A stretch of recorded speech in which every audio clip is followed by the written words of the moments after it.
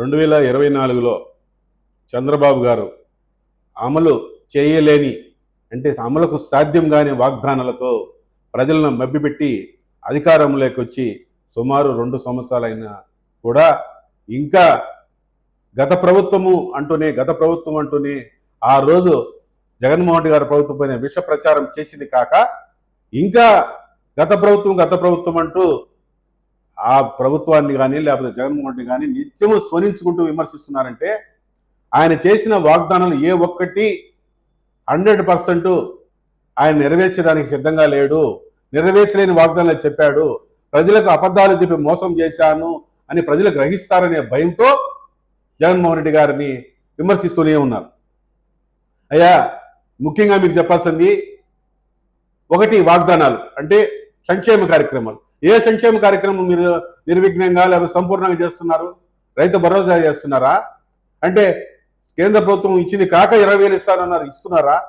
లేదా ఆడబిడ్డ నిధి 18 సంవత్సరాలు నిండిన తర్వాత 55 ఏళ్ల వరకు ఉండే మహిళకి ఇస్తున్నారా? ఒక్కరికైనా ఇచ్చారా? నిరుద్యోగ వృద్ధి ఏ ఒక్కరికైనా ఇచ్చారా? నిరుద్యోగం ఎంతమంది రాష్ట్రంలో ఉన్నారని ఏమన్నా మీకు ఒక లెక్క జమానా ఏమన్నా ఉందా? ఇవ్వాలనుకుంటే కదా మీరు ఏం చేయడంలే.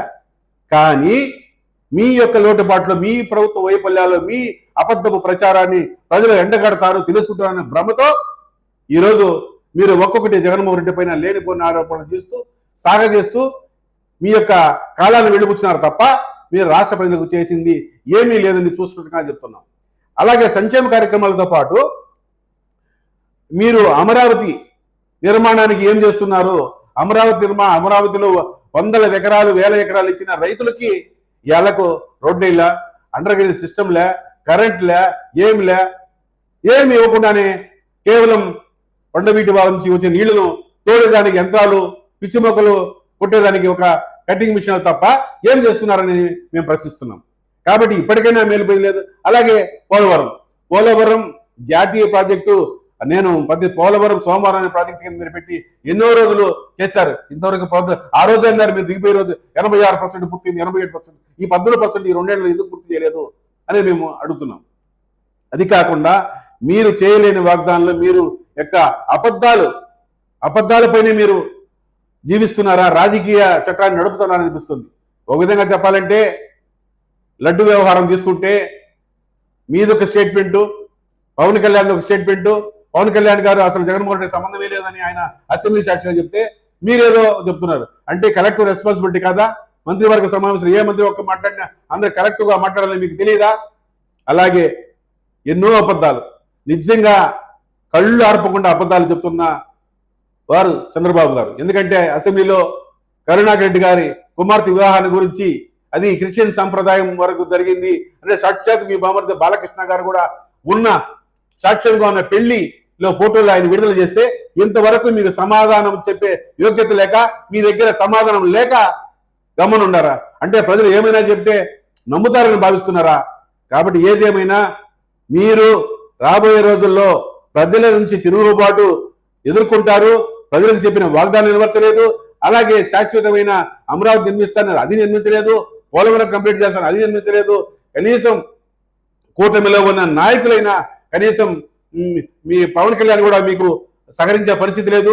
బీజేపీ అసలే ముందుగానే సహకరించే పరిస్థితి లేదు.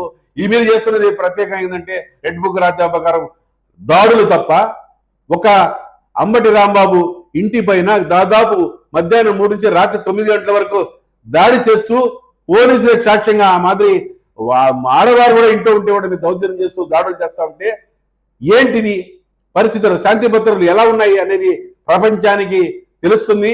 మీ యొక్క ఆగడాలను, మీ యొక్క దురాఘాతాలను, మీ యొక్క రెడ్ బుక్ పాలనలు, మీ యొక్క అబద్ధాల కోరు రాజకీయ జీవితాన్ని, అసెంబ్లీని తప్పుపట్టేట్టుగా మాట్లాడుతున్న విధానాన్ని, ఇంకా చెప్పాలంటే మీలో ఉన్న లోకలోకలు కుటుంబం మధ్య ఉన్నది అన్ని ప్రశస్ఫుటంగా ప్రజలు గమనిస్తున్నారు.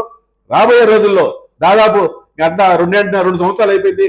ఇంకా 1.5 సంవత్సరంలో మీ నిజ స్వరూపం బయట పెట్టుకుని విధంగా ప్రజలంతా గమనిస్తున్నారు. కాబట్టి మిమ్మలను శాశ్వతంగా అధికారానికి దూరంగా పెట్టి మీరు చేసిన లోటుపాట్ల పైన, మీరు చేసిన దురాగతల పైన తప్పనిసరిగా రాబోయే జగన్మోహన్ రెడ్డి గారి నాయకత్వంలో వచ్చే ప్రభుత్వం చర్యలు తీసుకుంటుందని మిమ్మల్ని హెచ్చరిస్తున్నాం.